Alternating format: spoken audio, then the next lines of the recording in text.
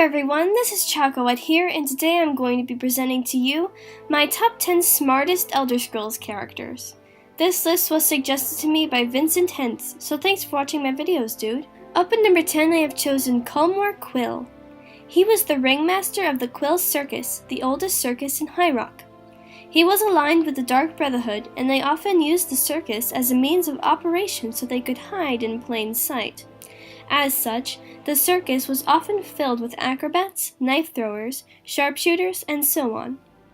He was also a very smart businessman, and his circus was briefly mentioned in the book The Black Arrow Part 1. 9. Azra Nightwielder. He was the first Shadow Mage and a pioneer in shadow magic.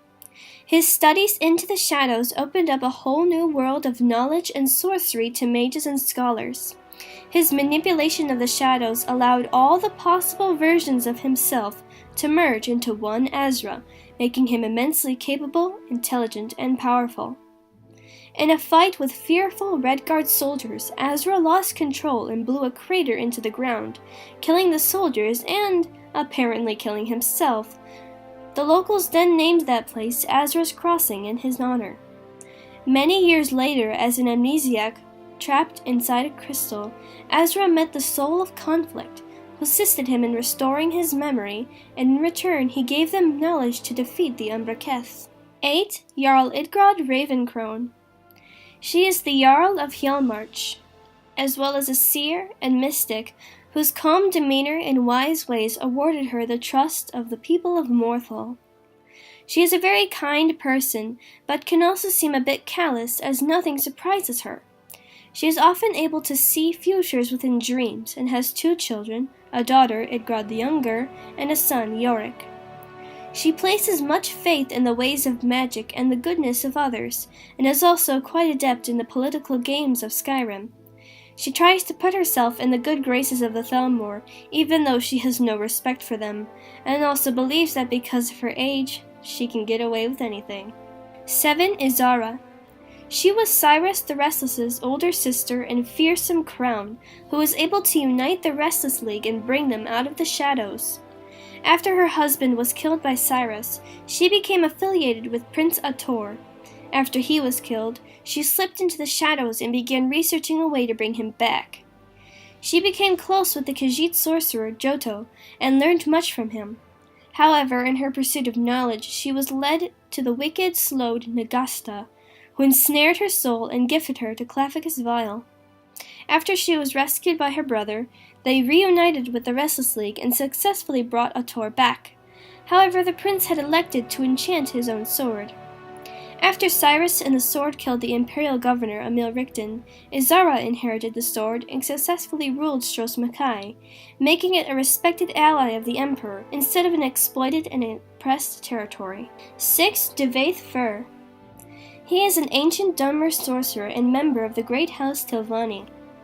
He is the caretaker of the Corpusarium, a place where he collects, takes care of, and experiments on victims of the Corpus disease in hopes of finding a cure. He lives with his 4 daughters, who are in fact female clones of him.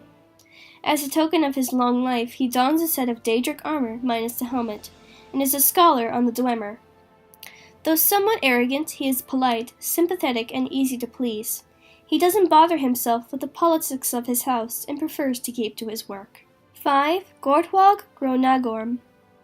He was the lord of Orzinium and chieftain of his tribe. For centuries, his race had been homeless, without a nation to call their own. GornWog founded the nation of Orzinium for the orcs.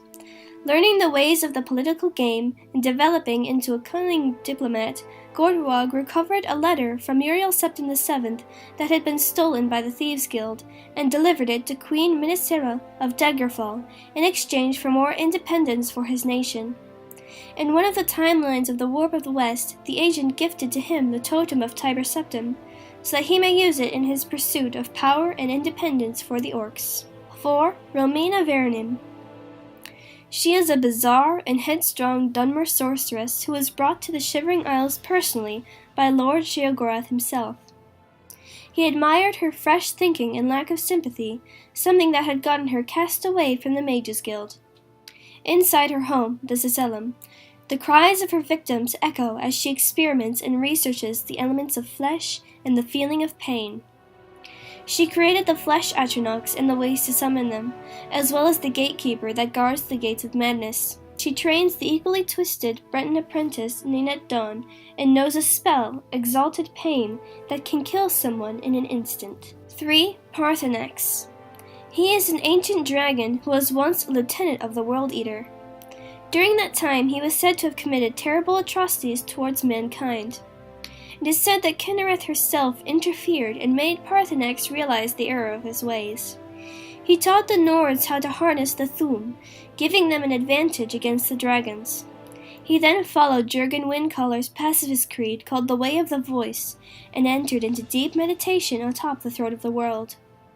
He served as the leader of the Greybeards and was able to overcome his draconic instincts. He guided and taught the Dragonborn when they came seeking his wisdom. A young girl in Rorikstead, Sissel, also had dreams about Paarthurnax and his good heart. 2. The Oracle. She was a seer and wise woman who hailed from the Dragontail Mountains. She advised the monarchs of Sentinel and Daggerfall and any who sought her wisdom. Her persuasive tones and obvious intelligence made her incredibly powerful and influential. Though blind, she had long been thought to be one of the wisest people to ever walk Tamriel, able to see the fate of any. She advised the great King Cameron against attacking Daggerfall, and when he ignored her warnings, he perished. She was often with her companion, the Acolyte, who was once a Redguard noble who left his lavish lifestyle to become her disciple.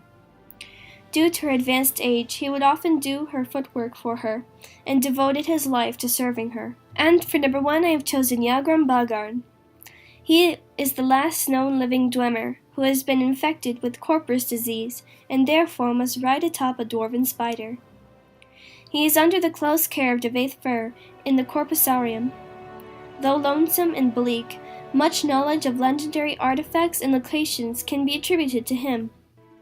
He was known to have been a master craftsman of the Dwemer, serving under Lord Craignach.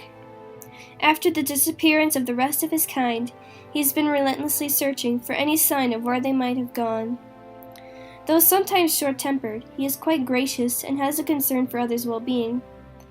Much of his knowledge comes simply from being a part of one of the most intelligent and technologically advanced races to ever grace Tamriel, and he's also an avid reader. I hope you've enjoyed my list and found it helpful, and remember to like and subscribe. Bye!